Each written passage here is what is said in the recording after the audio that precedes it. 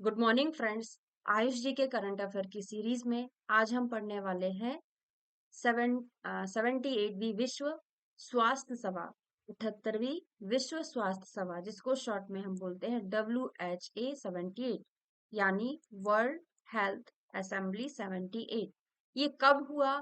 Current का question है, बहुत इंपॉर्टेंट है। जैसे मैंने आपको पिछली क्लास में पढ़ाया था कि आयुष सुरक्षा पोर्टल कब लॉन्च हुआ था, मई के सबसे लास्ट में 30 में। और ये जो असेंबली हुई थी, ये कब हुई थी? मई में ही हुई थी। 19 से लेके 27 मई के बीच में हुआ था। ठीक है। पहला क्वेश्चन क्या बन गया? कौन से नंबर की थी? 78वीं। पहला क्वेश्चन है। दूसरा क्वेश्चन क्या बन गया? कब हुई थी? 19 से लेके 27 मई के बीच में हुई थी। ठीक है। कहाँ हुई थी? ये तीसरा क्वेश्चन बन गया। जेनेवा, स्विट्जरलैंड में आयोजित हुई। जिसका थीम क्या था? One world for health. ये बन गया चौथा क्वेश्चन। ठीक है। हाँ, और 21 जून को जो योगा डे होगा, उसका एक वीडियो बनेगा, वो मैं आपको बाद में पढ़ाऊंगी, है ना? क्योंकि पढ़ाने मतलब होने के बाद उसमें क्या क्या चीजें और हुई हैं, है ना, क्या क्या निर्णय लिए गए हैं, तो मैं आपको 21 जून के बाद पढ़ा दूंगी। ठीक है। क्योंकि उसी का उसका थीम भी ऐसा ही कुछ है, थोड़ा सा चेंज है ना? तो वन वर्ल्ड फॉर हेल्थ, तो यहाँ से चौथा क्वेश्चन बन गया। 78वीं है, 19 से 27 मई के बीच में हुई, जेनेवा स्विट्जरलैंड में हुई, और इसका theme one world for health. इस सभा में किस पर फोकस किया गया था? पारंपरिक चिकित्सा और आधुनिक चिकित्सा के एकीकरण पर विशेष ध्यान दिया गया। बहुत इंपॉर्टेंट है, दोनों को इंटीग्रेट करने का निर्णय यहाँ पे लिया गया। किसको? जो हमारी पारंपरिक चिकित्सा है और आधुनिक चिकित्सा है, उन दोनों को। तो पारंपरिक चिकित्सा पर प्रमुख निर्णय क्या है? WHO global traditional medicine strategy 2025 to 34 को अपनाया गया, जिसका उद्देश्य पारंपरिक चिकित्सा को आधुनिक स्वास्थ्य प्रणालियों में एकीकृत करना है, साथ ही अनुसंधान और नियमन को बढ़ावा देना है। तो भारत ने WHO के साथ मिलकर, ध्यान रखिएगा, international classification of health intervention ICHI के अंतर्गत पारंपरिक चिकित्सा के लिए समर्पित मॉड्यूल विकसित करने के लिए समझौता किया है। भारत ने पारंपरिक चिकित्सा को वैज्ञानिक प्रमाणों के आधार पर स्वस्थ प्रणालियों में एकीकृत करने की प्रतिबद्धता दोहराई है। मतलब अब जो MBBS स्टूडेंट भी होंगे, वो भी आयुर्वेदा भी पढ़ेंगे। ठीक है।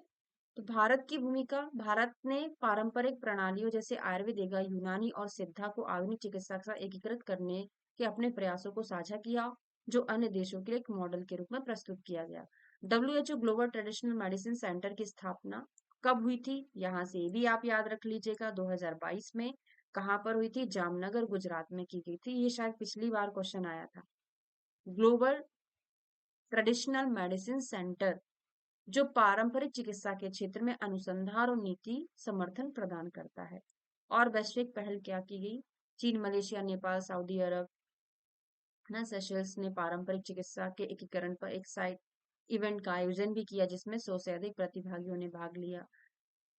ठीक है। तो 78वीं विश्व स्वास्थ्य सभा, जो 19 से 27 मई 2025 के बीच में हुई थी, उसमें भारत का प्रतिनिधित्व किसने किया था? ये क्वेश्चन बहुत इंपॉर्टेंट हो सकता है ना? तो श्री अरिंदम बागची। किसने? श्री अरिंदम बागची ने संयुक्त राष्ट्र जेनेवा में भारत के स्थायी प्रतिनिधि ने किया। नाम अच्छे से याद रखिएगा।